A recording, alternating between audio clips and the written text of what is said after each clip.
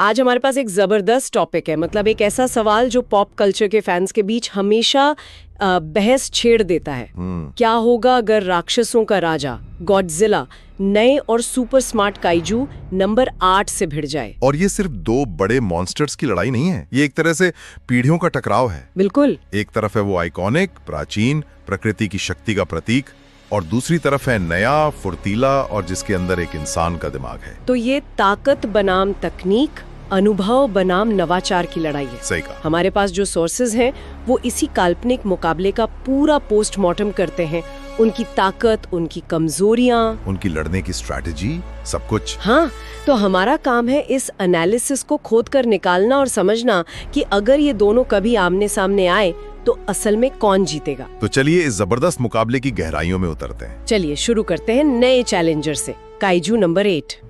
सौर सबसे पहले एक बहुत जरूरी बात साफ करता है, ये कोई आम जानवर या राक्षस नहीं है। नहीं, बिल्कुल नहीं। इसके अंदर काफ्का हिबिनो नाम के एक इंसान की चेतना है, उसका दिमाग है। तो ये सिर्फ पागलों की तरह हमला नहीं करता, वो एक सैनिक की तरह सोचता है। बिल्कुल, और यही इसकी सबसे बड़ी खासियत है। लेकिन दिमाग के साथ साथ इसमें बेहिसाब ताकत भी है। सोर्सेज में इसके फोर्टिट्यूड लेवल का जिक्र है जो 9.8 दर्ज किया गया है। 9.8? हाँ, 9.8। अब ये सुनने में सिर्फ एक नंबर लग सकता है, लेकिन इसके यूनिवर्स के हिसाब से ये अब तक का सबसे ऊंचा लेवल है। अच्छा, मतलब वो अपनी दुनिया के किसी भी दूसरे काइजू से एक अलग ही लीग में खेल रहा है। मतलब अपनी दुनिया में वो बेसिकली ऑफ द चार्ट्स है एकदम। और ये ताकत सिर्फ कागज पर नहीं है, ये दिखती भी है। सोर्स बताता है कि वो क्लोज क्वार्टर कॉम्बैट, मतलब करीबी लड़ाई का मास्टर है। हाँ, उसकी मुक्के इतने पावरफुल हैं कि वो सिर्फ बिल्डिंगें नहीं तोड़ते, वो शॉकवेव पैदा करते हैं। शॉकवेव? वाह, हाँ बिल्कुल। और ये शॉकवेव सिर्फ आसपास की चीजों को नहीं तोड़ती। सोचिए कि इतनी ताकत जब एक जगह पर केंद्रित हो। सोर्स का तर्क है कि ऐसे लगातार हमले किसी भी तरह के कवच को, चाहे वो कितना ही मोटा क्यों ना हो, कमजोर कर सकते हैं। जैसे एक हथौड़ा बार बार एक ही जगह पे चोट करता है। बिल्कुल वही। ठीक है, तो उसके पास जबरदस्त ऑफेंसिव पावर है। लेकिन हम गॉडजिला जैसे दुश्मन की बात कर रहे हैं जो पलटकर वार भी करेगा। तो काइजू नंबर 8 का डिफेंस कैसा है? यहीं पर उसकी दूसरी बड़ी ताकत सामने आती है, अत्यधिक तेज पुनर्जनन। Super healing? हाँ, एक तरह से सुपर हीलिंग। सोर्स बताता है कि वो बहुत गंभीर चोटों से भी लगभग तुरंत ठीक हो सकता है। हाथ कट जाए, शरीर में छेद हो जाए, वो कुछ ही पलों में वापस जुड़ जाता है। हाँ, बस एक ही शर्त है, उसके पास एनर्जी होनी चाहिए। ये उसे लड़ाई में टिके रहने की एक अविश्वसनीय क्षमता देता है। तो वो हमला भी कर सकता है और मार भी झेल सकता है। लेकिन जैसा हमने शुरू में कहा था, उसकी असली एक्स फैक्टर तो उसकी बुद्धि है। बिल्कुल, यहीं पर वो एक जानवर से एक योद्धा बन जाता है। वो उसे कैसे फायदा पहुंचाती है? अपनी इंसानी बुद्धि की वजह से। वो लड़ाई के बीच में अपनी स्ट्रैटेजी बदल सकता है। अगर सीधा हमला काम नहीं कर रहा तो वो पीछे हटकर सोचेगा।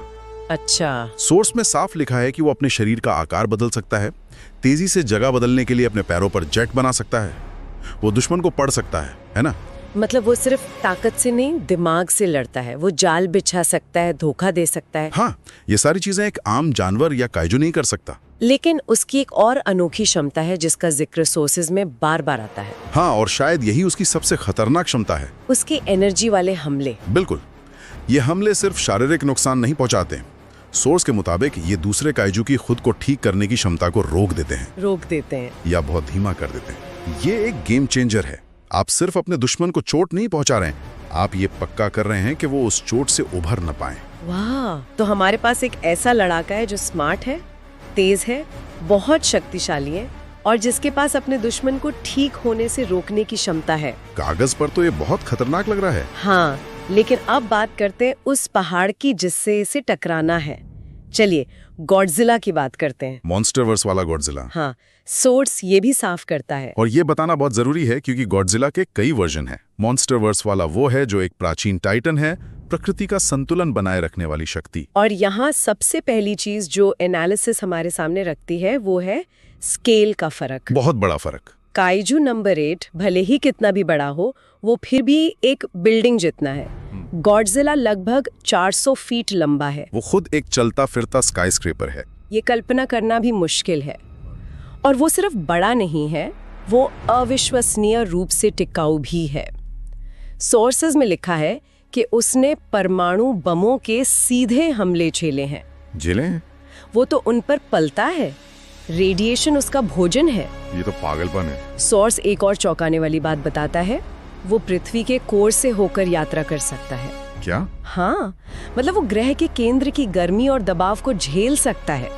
उसकी सहन शक्ति को हम आम मात्रकों से माप ही नहीं सकते। उसे पारंपरिक हथियारों से खरोच भी नहीं आ सकते। बिल्कुल। ठीक है, तो उसे मारना लगभग नामुमकिन है। पर उसके हमले कैसे हैं? चलिए उसके सबसे मशहूर हथियार की बात करते हैं, एटॉमिक ब्रेथ। ये सिर्फ आग उगलना तो नहीं है ना? नहीं, बिल्कुल नहीं। ये आग नहीं है, ये शुद्ध केंद्रित रेडिएशन की एक किरण है। और इसकी ताकत का अंदाजा आप इसी बात से लगा सकते हैं कि सोर्स हमें याद दिलाता है उसने पृथ्वी की सतह से खोखली पृथ्वी तक एक सुरंग खोद दी थी। हाँ, इसी एटॉमिक ब्रेथ से हजारों किलोमीटर मोटी जमीन को भाप बनाकर उड़ा दिया। ये तो किसी ग्रह को तबाह करने वाली ताकत है। मतलब उसका एक हमला अपने आप में एक आपदा है। हाँ, और सोर्सेस इस बात पर जोर देता है कि इसके हर हमले में एक परमाणु बॉम्ब जितनी ऊर्जा होती है। लेकिन यहाँ उसकी एक छोटी सी कमजोरी भी है ना? हाँ, वो इसे लगातार इस्तेमाल नहीं कर सकता। हर हमले के बाद एक कूल डाउन पीरियड होता है, उसे रिचार्ज करना पड़ता है। अच्छा, तो एक उम्मीद की किरण है। उसके हमले के बाद एक छोटा सा मौका मिलता है, एक बहुत छोटा सा। लेकिन मुझे लगता है कि बात यहीं खत्म नहीं होती। सोर्सेज में उसके और भी शक्तिशाली रूपों का जिक्र है, जैसे बर्निंग गॉडजिला। बिल्कुल, और ये वो ट्रम्प कार्ड हैं जो उसे लगभग अजय बना देते हैं। बर्निंग गॉडजिला मोड में वो एक चलता फिरता न्यूक्लियर मेल्टडाउन बन जाता है। मतलब उसके पास जाना ही मौत है। उसके आसपास सब कुछ पिघल जाता है। और हाल ही में इवॉल्व्ड गॉडजिला रूप भी है, जिसकी गुलाबी स्पाइरल ब्रेथ और भी ज्यादा विनाशकारी है। तो वो पावर अप्स उसे एक शहर के लिए खतरे से उठाकर पूरे ग्रह के लिए खतरा बना देते हैं। बिल्कुल। तो ठीक है, अब हमारे पास दोनों योद्धाओं की पूरी तस्वीर है।